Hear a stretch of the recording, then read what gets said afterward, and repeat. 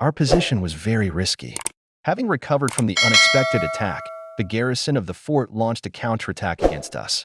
We defended ourselves by taking up positions in the fort's defenses. The Belgians were armed with rifles. We held up their advance with machine gun and submachine gun fire. But we did not have endless ammunition, and they had a tenfold numerical superiority. During the battle, however, I fortunately did not think about it. Otherwise, I would have gotten scared, started acting wrong, and would have surely caught an enemy bullet. But survival instinct made me think only about what was important at that moment. So I fired my MP-38, trying not to let the Belgians get close. And they got scared first, and their counterattack failed. Nevertheless, our assault group was still on the brink of death. In the vicinity of the fort was pulled artillery Belgian units. The enemy's guns fired incessantly at the part of the fort we occupied. Later, in one of the sources, I found a figure. It turns out that the Belgians fired more than 2,000 shells at us that day. At 11 a.m., we were to be replaced by the 51st Engineer Battalion and the 151st Infantry Regiment. But because the Belgians blew up the bridges over the Maas River, our units never reached the fort that day. It would be a miracle if we are not attacked by the Belgian units drawn to the fort, Sommer told me. By this time, I realized that I was unlikely to return home alive. But I'd been through a lot of fighting, and I wasn't thinking like I used to. I felt insanely sorry that I would die like this, and that I would never see Ingrid or Kurt again. But I was also very angry, so I was going to do everything in my power to make the enemy pay the maximum price for our lives.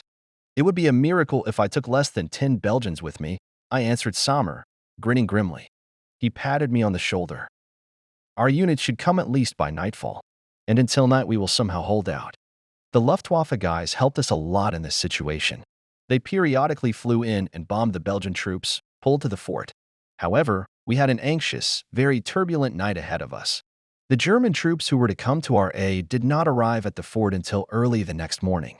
As I learned later, an attack was actually being prepared against us by an infantry division occupying positions near Ebenemael.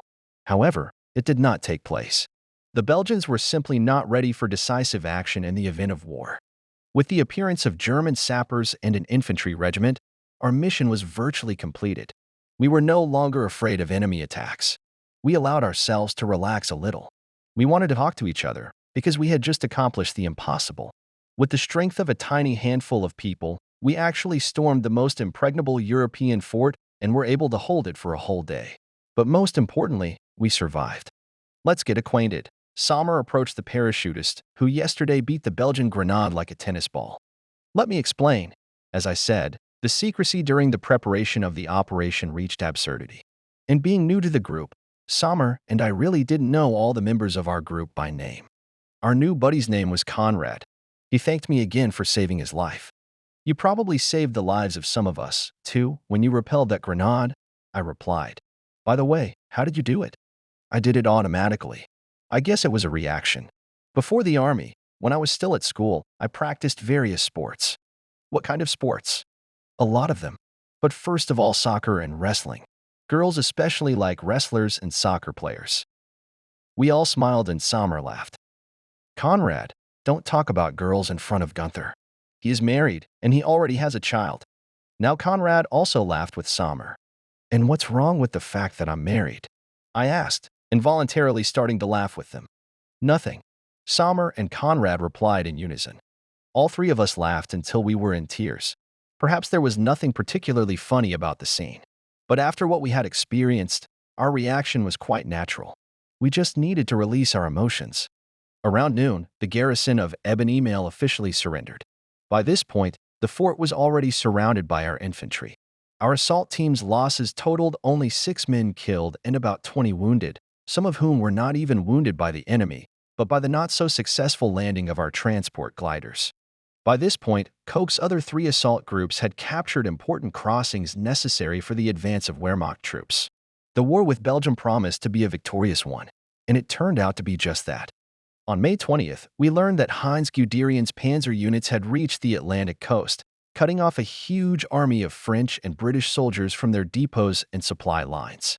Despite several subsequent counterattacks, the German army was able to hold its ground in the fighting, and Belgium capitulated on May 28th. With the fall of Belgium, our troops were able to unleash all their forces on France. On June 12th, German units entered Paris, and on June 25th, France recognized its defeat. It was occupied by German troops.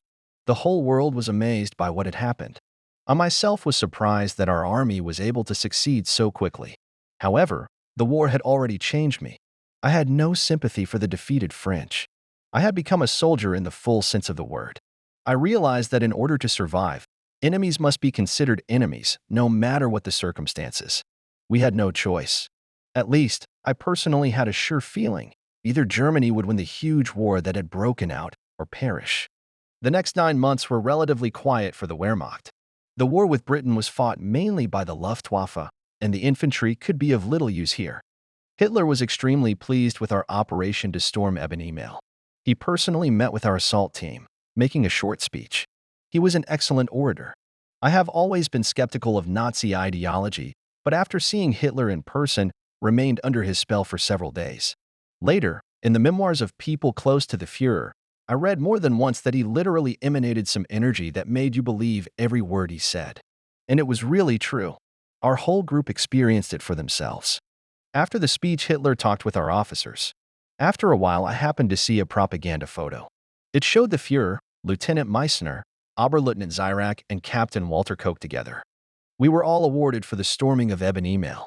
I was awarded the Iron Cross second class. But, most importantly, each of us received a month's leave. At home, it was as if I was in another world that was once again foreign to me. But I already knew what to do. I helped my mother and Ingrid bake bread and played with my son Kurt. He was already 2 years old and could speak a lot of words. But I especially liked the way he said the word daddy with a special feeling, not like other words. But then I felt sad when I thought, maybe he pronounced it differently than the others because he didn't fully believe that this stranger was his daddy, and he was afraid that I wouldn't be with him for long. Meanwhile, my vacation was really coming to an end. During the last week, Ingrid asked me one day, "How long do you think this will last?" "What do you mean?" I asked. "Your service. When will you come home?" "When we win." "But we've already defeated France." "Yes, but now we have to defeat Britain. It will be soon. I'm sure of it." I started kissing Ingrid to stop her thinking bad thoughts. I must say, I believed in German victory myself. Besides, I had been enlisted for 4 years and had already served more than half of that time. When I returned to the base, this time I was especially sad to be on the train. But the intense training helped me think less about home. We parachuted at least once a week and went to the rifle range almost every day. On a day off, we got our layoffs, and Sommer and Conrad dragged me out with them to a beer hall. We had a good drink and even sang songs. On the way back to the barracks, the future looked, if not rosy, then quite bearable. However, fate was already preparing new dangerous trials for us. In early April 1941, the Wehrmacht troops entered Yugoslavia. Before the German army could fully occupy this country, German troops also attacked Greece, the defense of which was carried out by both Greeks and British units. Yugoslavia capitulated on April 14th, while Greece managed to hold out until April 30th. Less than 2,000 German soldiers were killed during these two operations. The scale of fighting was much smaller than in Poland and Western Europe. Nevertheless, German control of Greece did not mean control of the Eastern Mediterranean, as the island of Crete remained in the hands of the British. Crete was of great strategic importance and was a natural springboard for a possible invasion of the Balkans by our enemies. Thus, the island was an important Allied naval and air base, which posed a constant threat to the Axis countries, and in particular to the oil fields of Ploiesti. However, the German Navy did not have sufficient forces to land a naval landing, because the British ships completely controlled the coastal waters. As a result, the German command decided to use us, parachutists, to take Crete. This was a non-standard and very bold move. In the world practice, before there was no case of using such a large-scale airborne landing. Thus, even before the end of hostilities in Greece, we began to prepare for the operation to capture Crete, which was codenamed Mercury. The operation plan was developed by General Kurt Student. The final version of this plan implied the capture of airfields by the 7th Parachute Division and the transfer of the 5th Mountain Division. The total strength of these two divisions was about 23,000 men. Of these, 10,000 were to land on the island, jumping from parachutes, 750 men, delivered by gliders, and another 7,000 by means of the German Navy.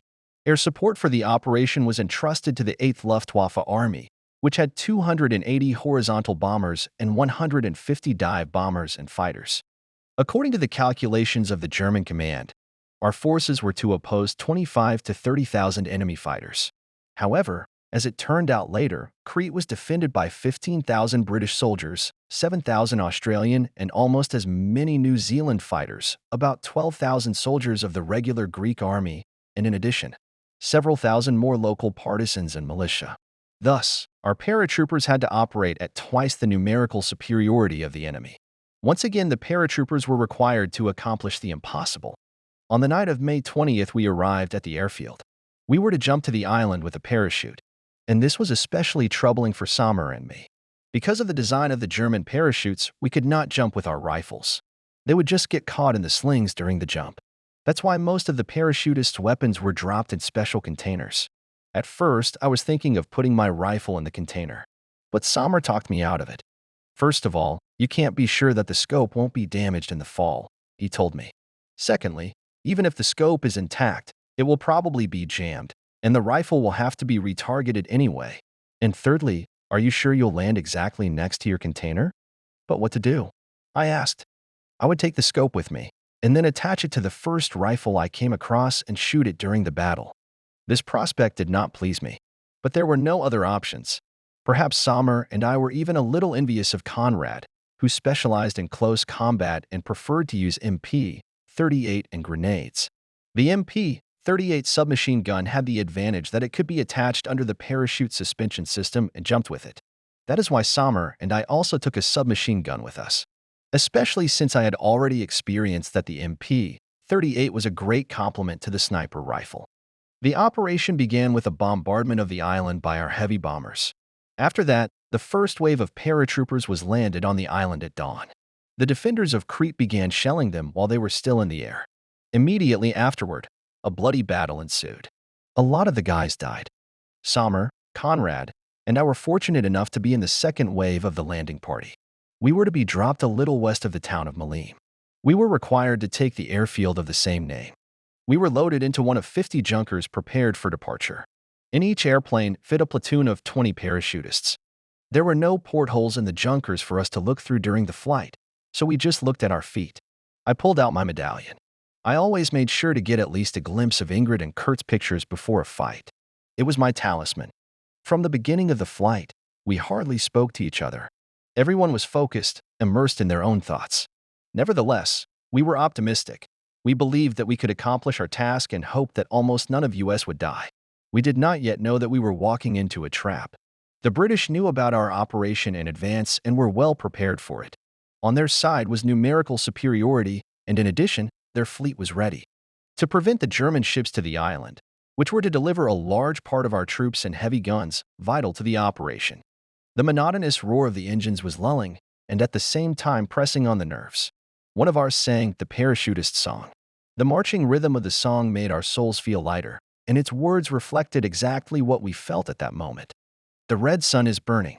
Be ready. Are we destined to see it again tomorrow? Friend, don't be timid and rev up the engine. And start and go and beat your enemies. All aboard. Let's go. Let's go. Let's go. Friend, there's no turning back. Black clouds are gathering in the east. Let's go. Don't be shy. Let's go. With the roar of the engines, we'll be sad for a moment, remembering our loved ones and our home. Soon we'll leap from the sides of the boat to crash straight down on our enemies. We'll leap from the sky. We'll leap from the sky. Friend, there's no turning back now. Black clouds are gathering in the east. Come on. Don't be timid. Come on. We are few in number. Our blood is wild. We're not afraid of death. We're not afraid of our enemies. The voice of Germany is in our breast. We may lay down our heads, but we'll win. To the gun, comrade. Into the gun, comrade. Friend, there's no turning back. Black clouds are gathering in the east. Forward. Don't be timid. Forward. We sang the song, but then there was silence again. Soon we were approaching the island. We began to hear the rumble of guns and machine gun bursts. One of the explosions occurred very close to our junkers, and it became clear to us that we were being fired from anti-aircraft guns. I'm sure many of us began to pray to ourselves at that moment. Our airplane could well have crashed into the Mediterranean Sea without ever reaching its target. Finally, we were given the command to prepare for the jump. We lined up along the fuselage and attached the carabiners of our parachutes to a special longitudinal beam. Sommer and I shook hands and muttered, "See you on the ground." We were prevented from speaking properly by the ends of the hoses of our parachutes, which we had to hold in our teeth. Conrad stood behind us, and we also shook hands, repeating the same words. Soon, one by one, we began to jump out of the junkers. I jumped right after Sommer, and Conrad had to jump after me.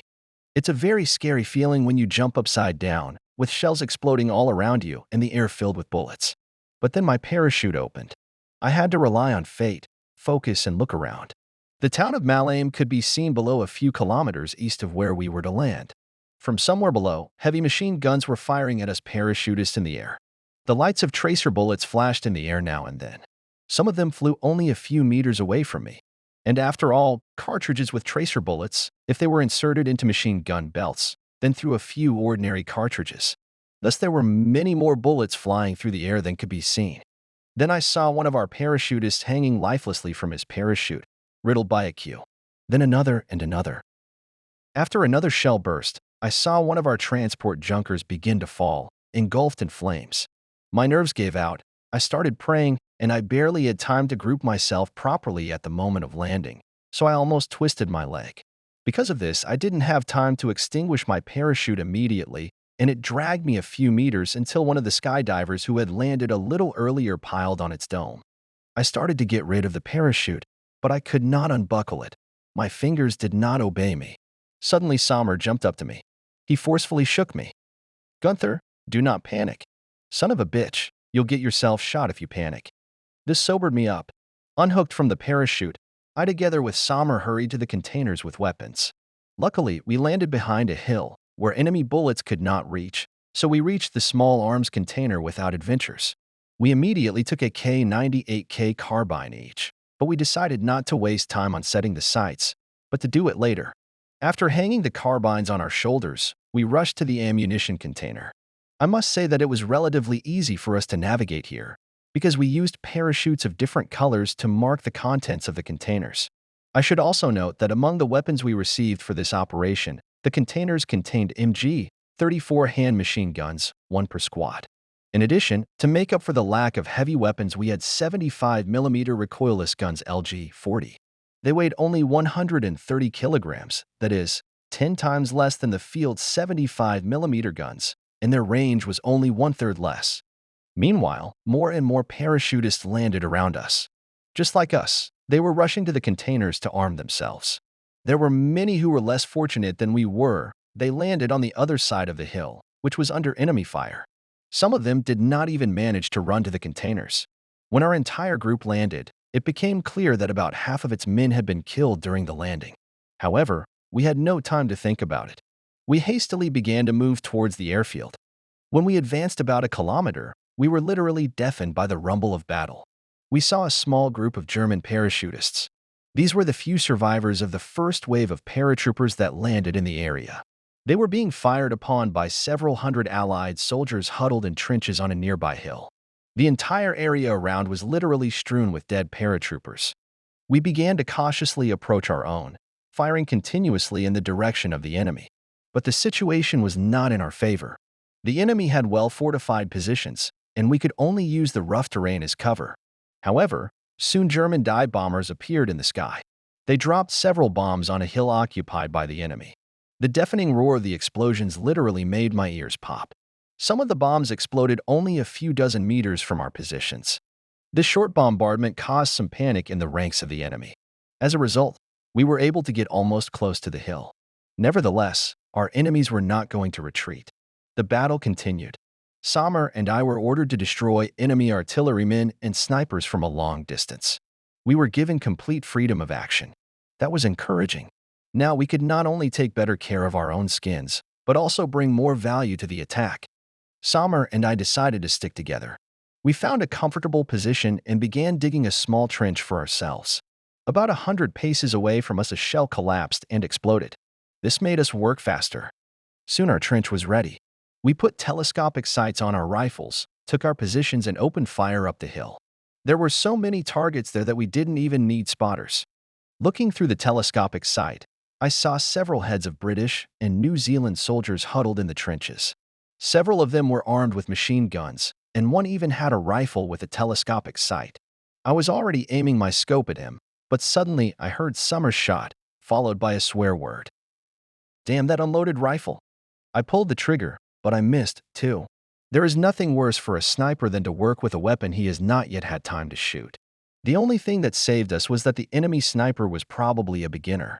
On the third attempt, I got used to my new rifle, and my bullet hit him accurately. However, a second earlier, Summers' bullet had also entered the British sniper's head. Let me shoot at the targets on the left side of the hill, and you on the right, I suggested to him.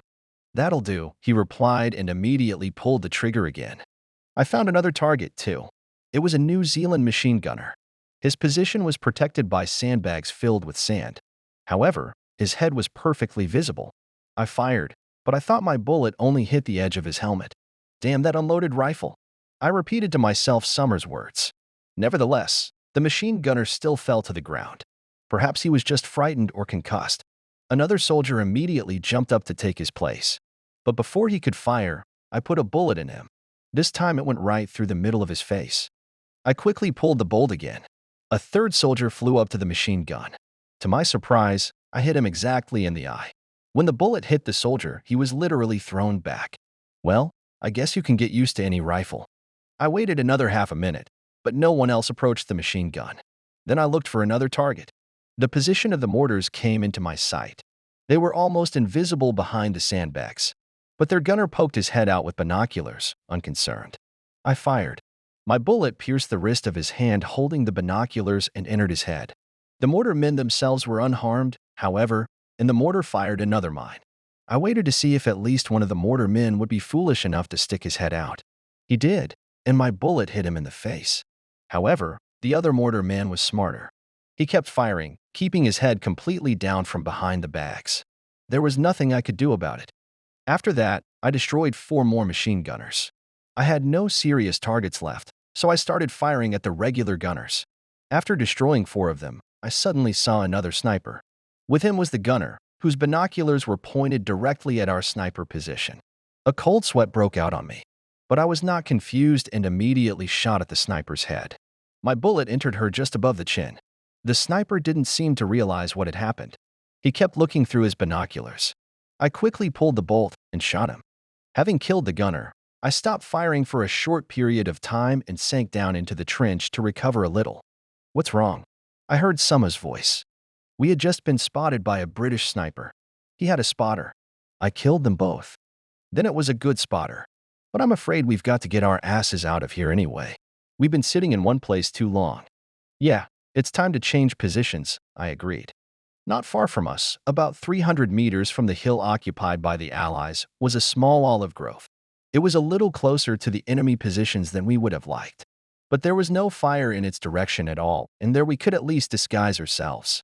We dug a new small trench and covered it with olive branches so that it would not be too conspicuous.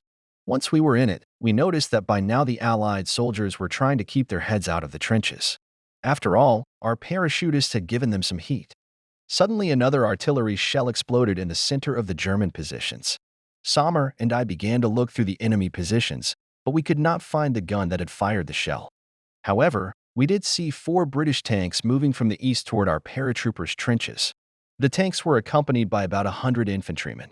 As they approached the parachutist positions, the tanks began firing from cannons and machine guns. Our guys returned fire. The tanks were immediately hit by our LG-40 guns. Apparently, they had already been set in position to repel the tank attack. Soon 2 of the tanks ahead of them caught fire. The other 2 began to retreat with the infantry. The British artillery increased their fire, aiding their retreat.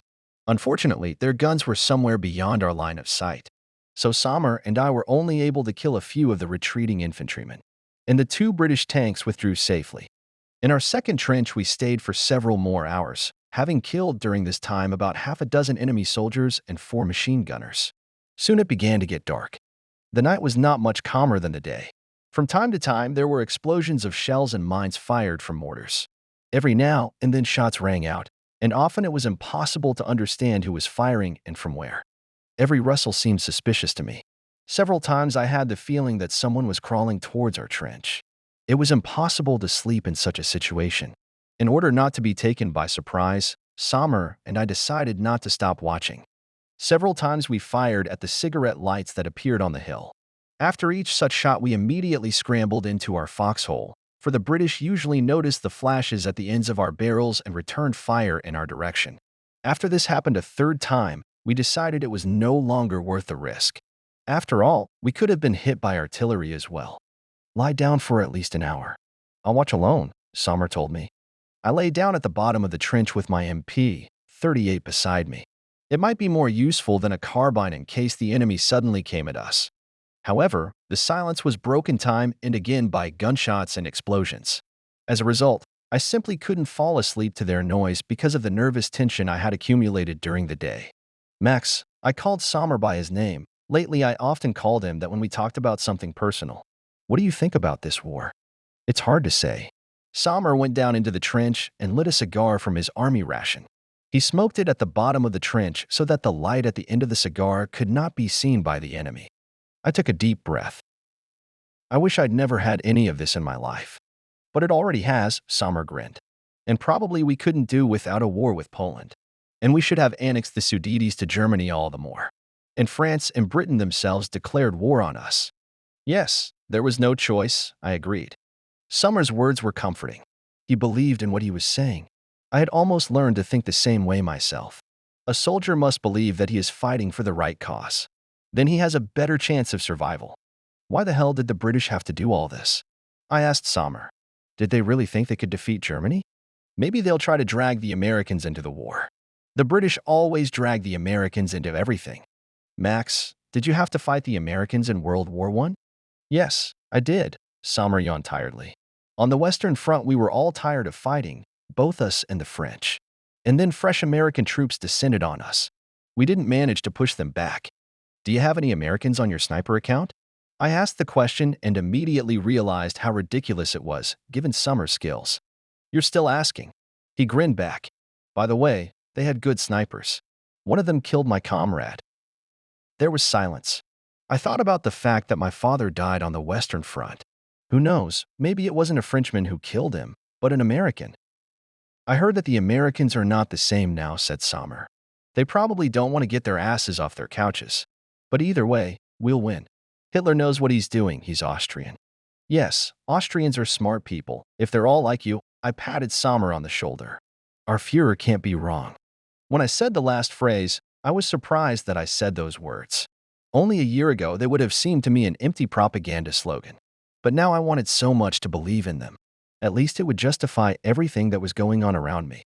Soon Sommer asked if I would be willing to watch alone for a couple of hours while he took a nap. I didn't feel like sleeping at all, so I agreed. Unlike me, Sommer fell asleep immediately. After about 2.5 hours, he woke up on his own, though I didn't wake him up. You should get some sleep, too, he told me. Otherwise, you will be useless in battle tomorrow. To my surprise, I fell asleep almost as soon as I lay down at the bottom of the trench. The night passed relatively quietly for us. The enemy did not attack us, and not a single shell burst near our trench.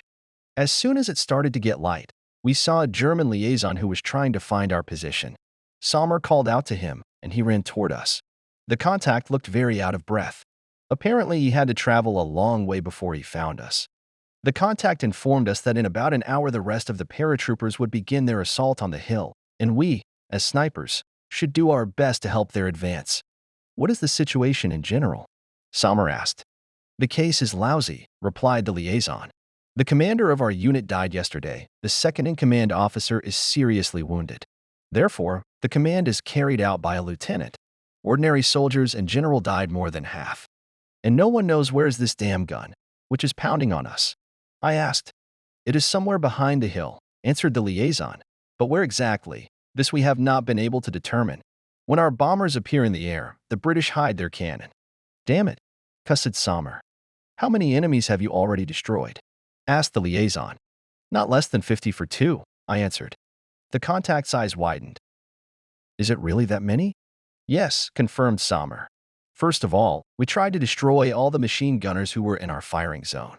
Guys, you're crazy. That's very good. The liaison cheered up. We must take this damn hill today at any cost. Otherwise, we'll die. Why? I asked. This is the dominant height in front of the airfield. We need resupplies, ammunition, and artillery. They can only get them to us if we take the airfield. What about our landing from the sea? Sommer asked. We were told that 2 full battalions would land from the sea.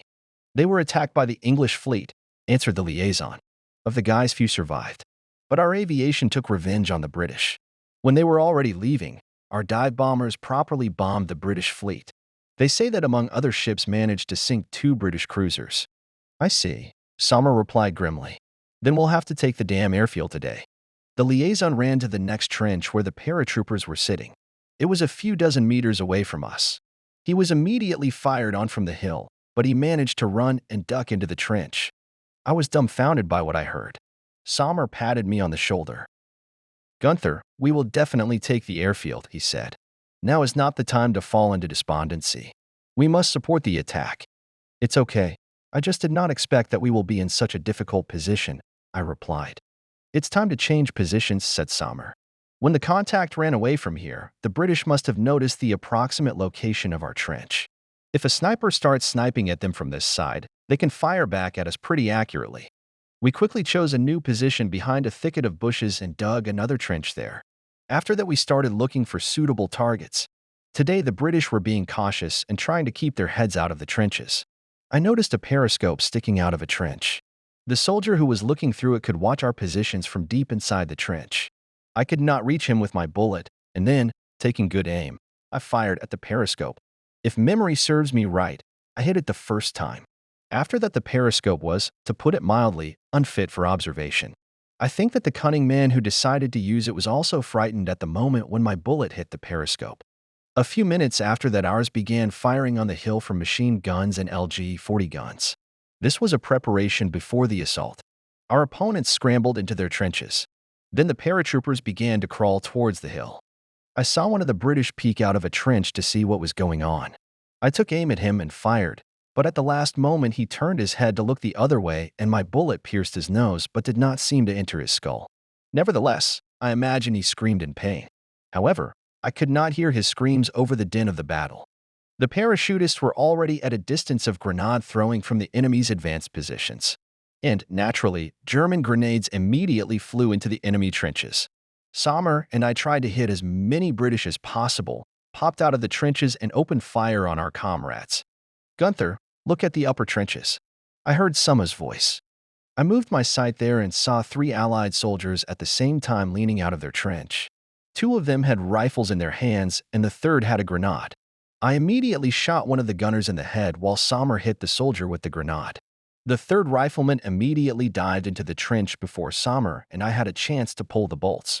For about half a minute, I continued to hold his trench in my sights, hoping that the enemy gunner would poke his head out again. But he was in no hurry to do so, and I began to look for a new target. Meanwhile, our fighters continued to storm the hill, climbing higher and higher up its slope. Sommer and I destroyed more and more enemies who tried to prevent the advance of the parachutists. At that time, 3 German transport gliders crashed onto the beach behind us. I noticed them only out of the corner of my eye, but did not pay much attention to them. However, as it turned out later, it was these gliders that were loaded with ammunition, so much needed by our troops storming the hill. In about 10 or 20 minutes, about 100 more gliders appeared in the sky. They were landing a few hundred meters east of the hill on which the Allies had entrenched themselves. On board each of the gliders were 10 parachutists. Thus, an additional force of 1,000 fighters was thrown to us. However, the Allied forces were also pulled to the landing place of the gliders, and almost immediately we could hear the sounds of battle coming from there. By 2 o'clock in the afternoon, the Allied soldiers who had occupied the part of the hill that was visible to Sommer and me began to retreat. During the retreat, many of them were killed or wounded, for as soon as they left the trenches, German bullets came flying in their direction. I myself killed 3 enemy soldiers when they tried to run over the top of the hill.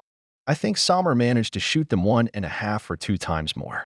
The paratroopers who had landed east of the hill had now reached it and were also climbing to the top, driving the enemy out.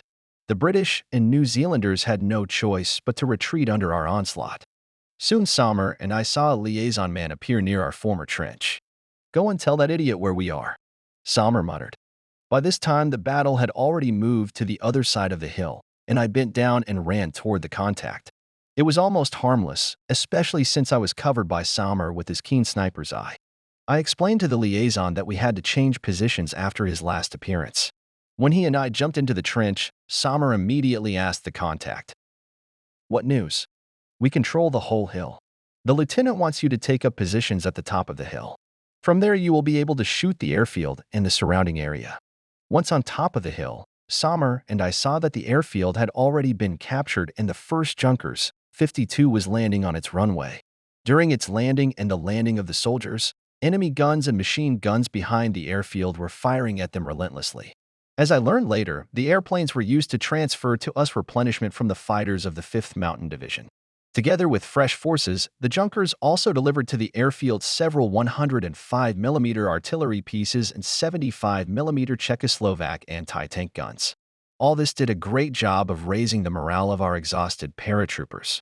On the hill, Sommer and I were stationed in one of the trenches left by the Allied soldiers. To keep ourselves as safe as possible, from the side of the airfield we laid some sandbags next to the trench. After that, each of us began to look through the terrain with binoculars. In just a few minutes, we discovered several enemy machine gun nests and 2 snipers. The latter were busy firing at our fighters disembarking from the airplanes and obviously did not notice us. Nevertheless, Sommer and I did not tempt fate and, firing almost simultaneously, we each killed an enemy sniper. After that, we took on the machine gunners. They were also busy firing on the airfield and did not suspect that they would be shot from the hill. So we finished them off without much trouble. Suddenly, a bullet hit the sandbag next to Sommer's head. He immediately realized where it had come from and fired back. "Damn it, I missed," Sommer cursed, huddling in the trench. I followed suit. It was clear that we were being targeted by a sniper experienced enough to have spotted our position. That son of a bitch was lucky. Sommer grinned crookedly. He ducked into his foxhole almost as soon as I pulled the trigger. "He's a good camouflage if we didn't see him right away," I said. "Yes, and he must have changed his position now. I don't think he's moved very far, though. Is he waiting for one of us to poke our heads out? I'm sure he is, but we'll fool him." Sommer told me to carefully lift my helmet, placing it over my infantry shoulder blade. As soon as I did so, a bullet was just below my helmet, piercing through the blade. At the same second, Sommer's shot rang out. "Great, I got him in the eye. We're done with him." Sommer, smiling, looked at me. After that, we began to behave more cautiously and immediately moved to another trench. Sommer decided that before that we were probably given away by the sun glare from the telescopic sight, and this time we chose a position facing the eastern side of the hill. Now we could not be given away by the sun's rays, and besides, we had inserted a few olive branches into the camouflage nets attached to our helmets, which allowed us to blend in almost completely with the surrounding landscape. As we settled into our new position, we noticed several more machine gun nests. When we had disposed of the machine gunners, our job was essentially over. All afternoon, the 5th Mountain Division was busy landing on the island and regrouping. Its commander, Major General Julius Ringel, took charge of the main strike group. Sommer and I learned about all this from Conrad, who joined us in the evening. As it turned out, Conrad had also had a terrible night. One of the shells had exploded only 5 meters from his trench, and if Conrad had not been lying at the bottom of the trench when the shell hit, he would hardly have been able to talk to us again. Moreover, the British snipers at first managed to destroy several of his comrades. But soon the enemy snipers stopped firing. Perhaps this was also our merit, because we and Sommer destroyed several enemy snipers. In turn, we told Conrad that we had destroyed a fair number of enemy machine gunners. Yes, the machine gunners were not firing too heavily on us. "I'm glad you were here," Conrad smiled. We talked while sitting in the trench. After a while, the shots and bursts of gunfire became more frequent. "It seems that the British are awake again," I said. "Conrad, do you want to be our gunner?" asked Sommer. Conrad immediately picked up binoculars. In just an hour, he helped us to find another sniper and several machine gunners. When the intensity of the enemy fire was greatly reduced, Conrad exclaimed enthusiastically, "Damn it, I just find the targets, and you pull the trigger, and another enemy stops shooting." He was delighted. Following his remark, another British shell exploded 100 meters away from us. "Damn it, where the hell do these assholes hide their guns?" Sommer cursed. By nightfall, the entire hill was occupied by mountain shooters parachutists. On the side of the airfield were equipped especially many machine gun nests. We thoroughly prepared in case of a surprise attack by the enemy. Characteristically, we did not have time to remove all the Allied corpses lying on the hill, and many of them remained lying among our positions. We had another not very quiet night ahead of us. When it got dark, Sommer and I managed to shoot a few careless enemy soldiers, aiming at the light of their cigarettes. After a while, I had a dry ration supper and felt an overwhelming desire to sleep. Conrad and Sommer, after eating, also felt how tired they were after the previous almost sleepless night. Around us were positions occupied by our own. Sentries had been posted who were to be on duty all night, so we could afford to get some sleep, and each of us slept until dawn. Early in the morning, we were awakened by another contact. "Are you Sergeant Sommer?" "Yes, I am," replied Sommer. "I was ordered to escort you, and the snipers who will be with you, to the headquarters of General Ringel." "And what do they want us to do?" "You will accompany a battalion of mountain shooters. They're to flank the enemy artillery. You'll find out the rest on the spot." Together with Sommer and Conrad, I started down the hill following the contact. In one of the buildings of the captured airfield, we were met by a staff officer. He explained to us that the snipers of the 5th Mountain Division were still quite inexperienced, while our successes were already on many people's lips. Accordingly, Sommer and I were to accompany the battalion, which had the task to cross the mountains and attack the flank of the Allied troops. "You see what happens when you do your job too well," smirked Sommer as soon as the officer left. When the staff officer returned, he showed us a map of the southeastern part of the mountains and filled us in on a number of details of the task before us. The British infantry was entrenched between Malim and Kania. Behind the infantry was artillery, which was to be destroyed by a battalion of the 5th Mountain Division by crossing the mountains. Taking advantage of the situation, we insisted on taking Conrad with us as gunner. Before the mission, we were given a hot meal for the first time since landing on the island. We were also able to replenish our dry rations. This included being given a pack of lollipops, 2 cigars each, and 7 rounds of ammunition. And in addition, we were able to fill our flasks with clean water. In about an hour, we were near the mountain from which our route started and began the ascent. This mountain was gentle enough that we could move without much trouble. But about an hour later, we were attacked. One of the mountain gunners collapsed, struck by a bullet that hit him in the chest. We immediately lay low, hiding behind the mountain ledges that would give us some protection from the enemy, who was clearly above us. Conrad took out his binoculars and looked up. "There's a man up there with a sniper rifle," Conrad said to Sommer and me. "He's wearing civilian clothes." When he finished saying that phrase, my carbines were already pointed at the target. We fired almost simultaneously, and the enemy sniper collapsed backward with 2 holes in his head. His rifle, hitting the rocks, flew down. "It was a partisan," said Sommer. "The worst thing about guerrillas is that they look like ordinary civilians. They always try to attack you unexpectedly." We continued to climb for several more hours. Having risen to an altitude of about 1.5 kilometers above sea level, we could no longer be seen by the Allied soldiers below. A large part of the island was in front of us as if in the palm of our hands. Only to the east were the mountains blocking our view. The height of the mountains in the center of the island seemed incredible. It was terribly hot, about 40 degrees. Most of the soldiers, including the 3 of US, took off their field jackets and wrapped them around their heads to protect them from the sun. We had taken off our helmets even before that, as they literally burned our heads when they got hot in the sun. As night fell, the battalion set up camp on a fairly flat section of the mountainside. By this time, the temperature had begun to drop rapidly. Nevertheless, we did not venture to build fires. We feared that we might be attacked by guerrillas or enemy aviation, although, it must be said, we never had to face it during the Cretan operation. To keep warm, I slept curled up. Frankly, it was far from the most comfortable night of my life. Throughout the night, I could hear the sound of shells and bombs exploding from somewhere below. Attacking the Allied positions, our bombers were dropping huge 500-kilogram bombs on them, and the rumble of their explosions could reach the highest mountain peaks. At dawn, we continued our way through the mountains. And again, it was terribly hot. There was practically no water left in our flasks. Shortly before noon, we spotted a waterfall. We turned towards it to get some water. The cold water tasted amazing. I drank the whole flask at once. We dunked our heads in the waterfall. We laughed. It was something mesmerizing to watch the water pouring down from somewhere above. Looking at the waterfall, I even forgot about the war for a few moments. But we had to keep moving toward our goal. I took the documents out of the pockets of my jacket, soaked it in the waterfall, and tied it around my head. After that, the sun didn't seem so scorching to me anymore. The battalion commander decided to climb to the next mountain directly over the waterfall, since we only had to jump 1.5 meters. It was not difficult at all, but, of course, many of us were afraid, because if you failed to jump, you would inevitably crash on the rocks. Nevertheless, we all made it safely over the waterfall. True, a few soldiers managed to almost fall down, but they were immediately picked up by their comrades, and so nothing terrible happened to any of them. It took about an hour for the whole battalion to get over the falls.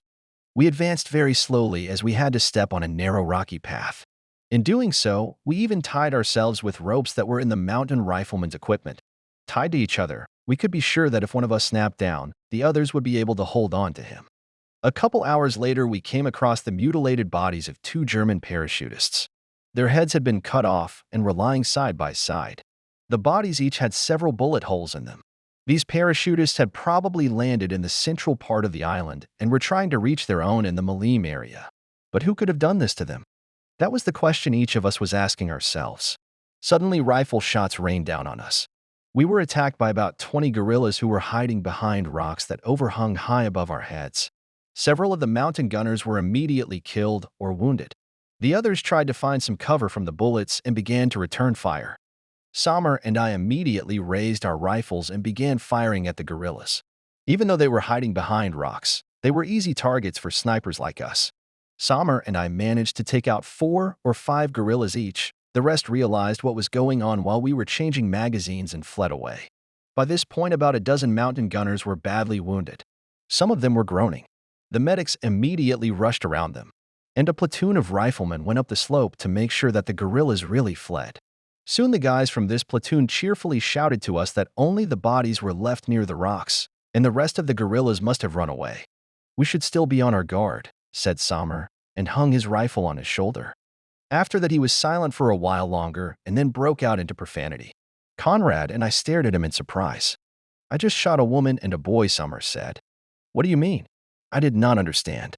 "Gunther, among the partisans I killed, there was one woman and a teenager." I shuddered at the thought that I may have also killed a teenager or a woman. In the turmoil of the battle after the surprise attack of the guerrillas, I had aimed so quickly that I hadn't even looked at the faces of my victims. Well, I was glad I hadn't gone with the platoon of riflemen to look at the guerrillas.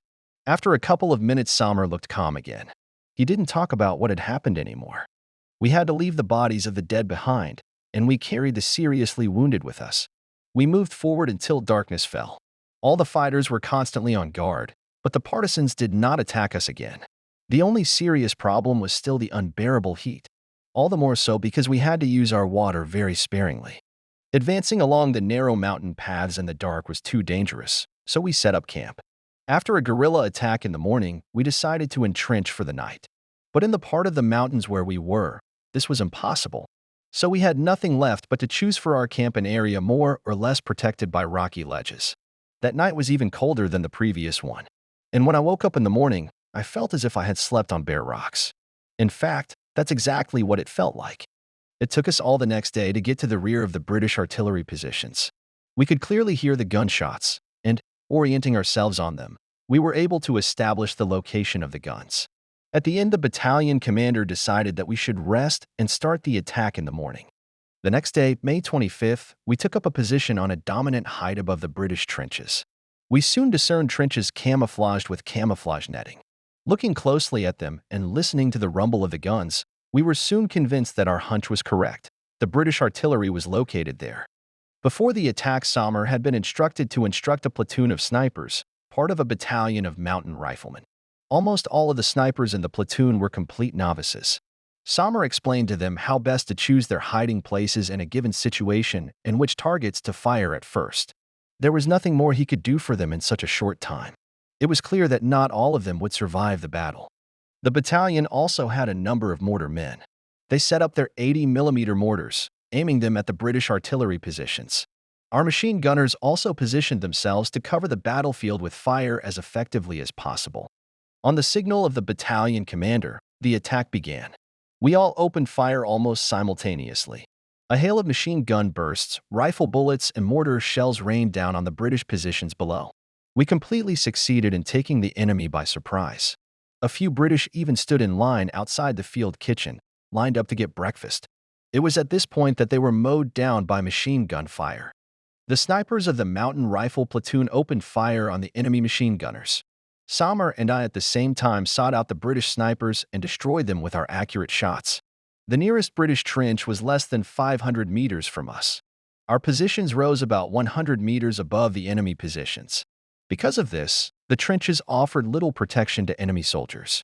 Moreover, the sandbags laid out to further protect the trenches were mostly on the west side, from where the British were expecting a possible attack. Mines fired from mortars rained down on the trenches where the enemy's guns were located. The artillerymen were fired upon by German machine gunners.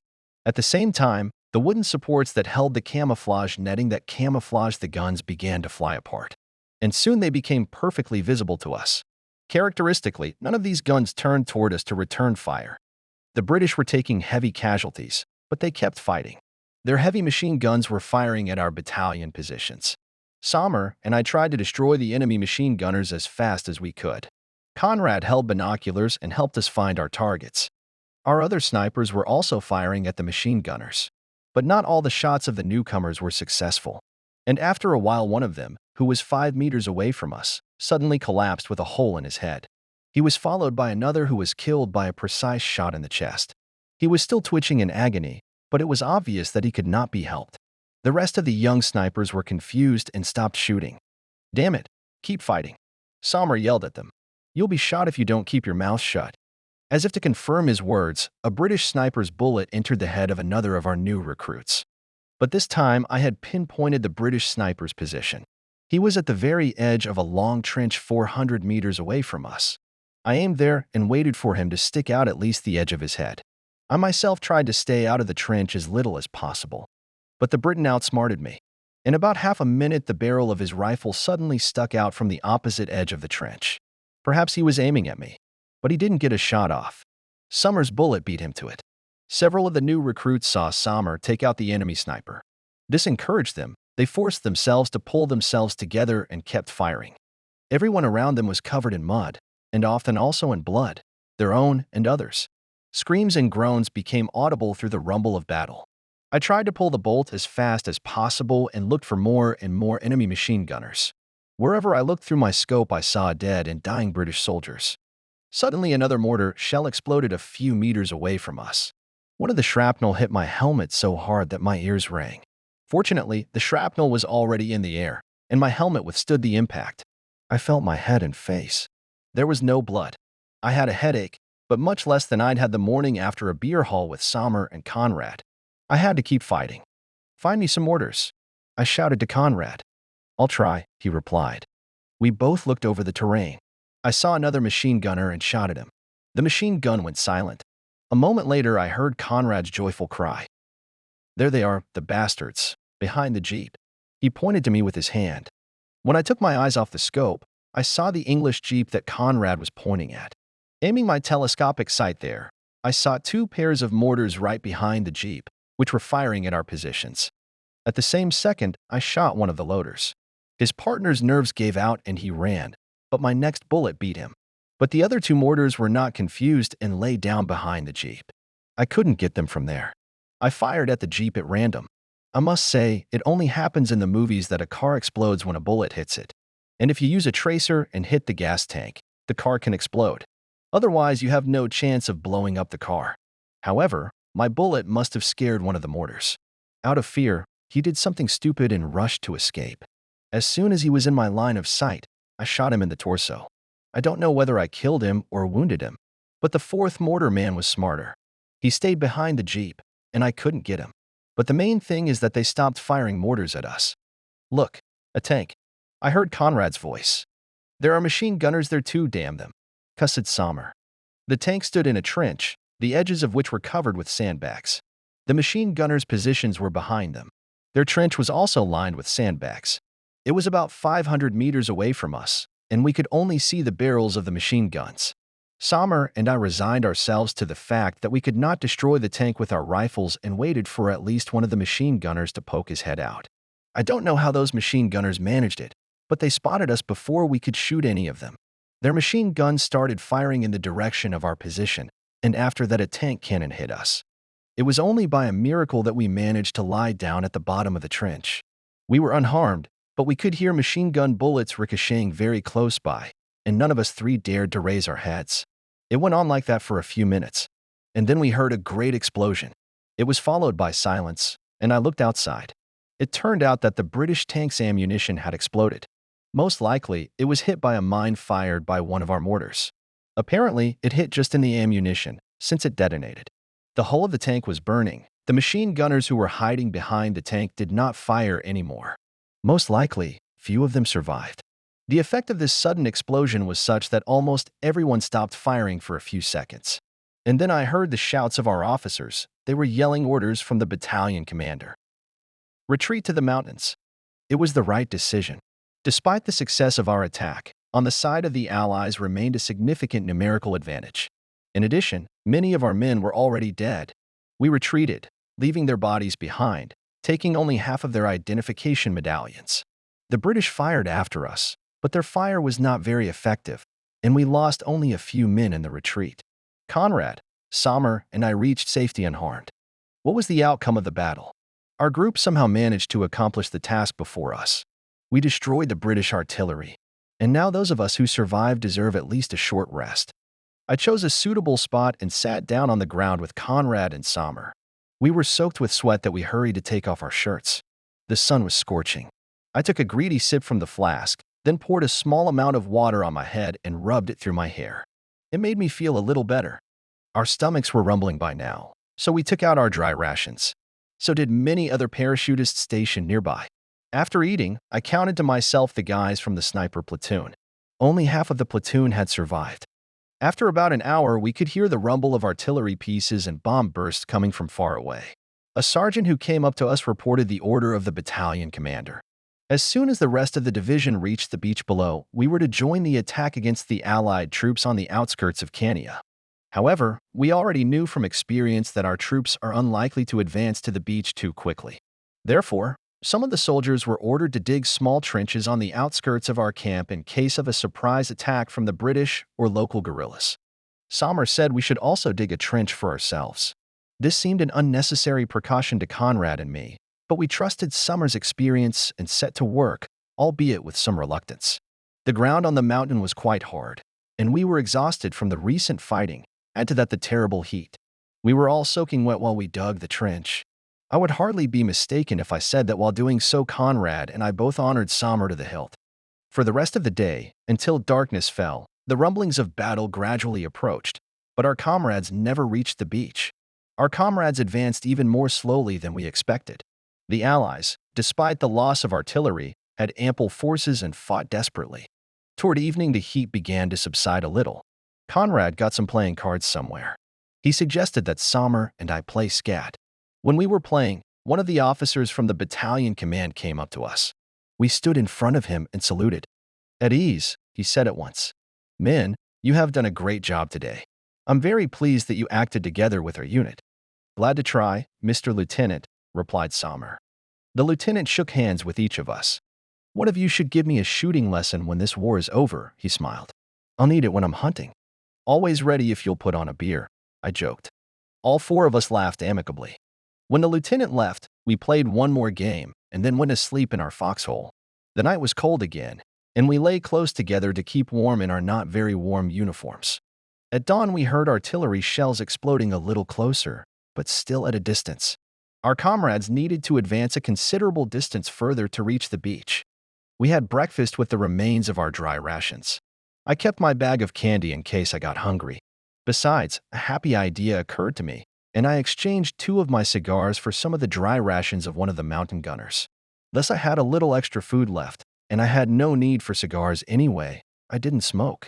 Conrad, unlike me, was not going to part with his cigars. Still, the command should have given us extra rations before we went on this operation, he grumbled. Of course they should have, I agreed.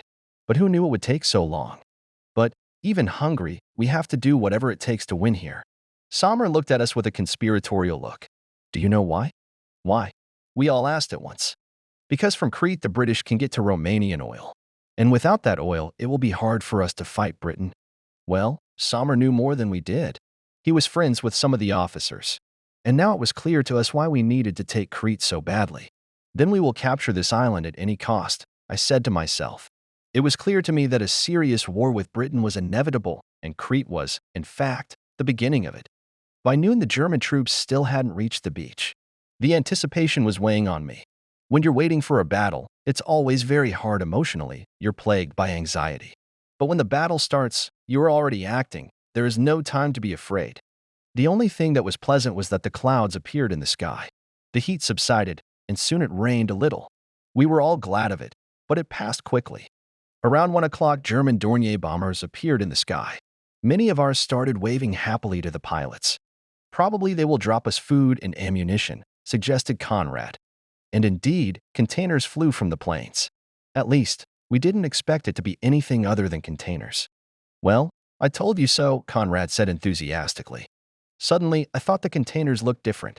And a few seconds later, the first container hit the ground and exploded. They were bombs. They started exploding at the opposite end of the camp. The explosion was so strong that I could clearly feel the ground shaking under my feet. Already the first explosions had killed at least 10 soldiers at once. Screams began to erupt from all sides. Take cover. I immediately jumped into my foxhole with Sommer and Conrad.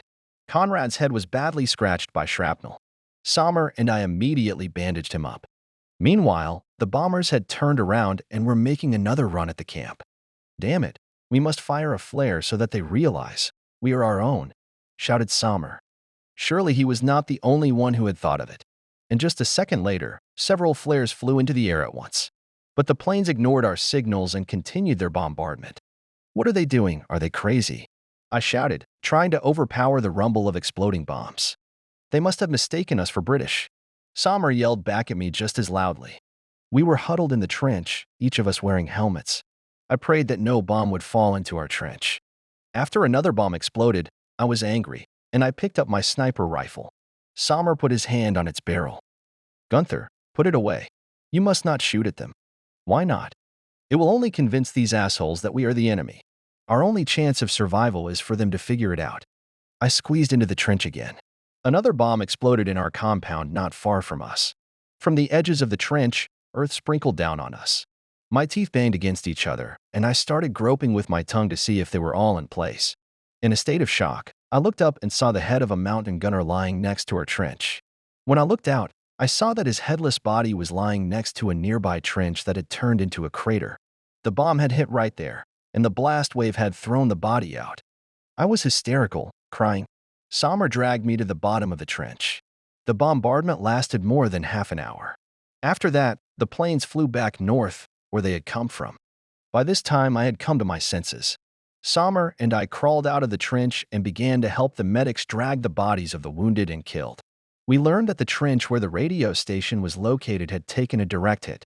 Several German flags were waved to the pilots, but they never saw them. We were all in a depressed mood, everyone talking openly about the incompetence of those who had directed the bombers at us. Even the officers were mad as hell at the command.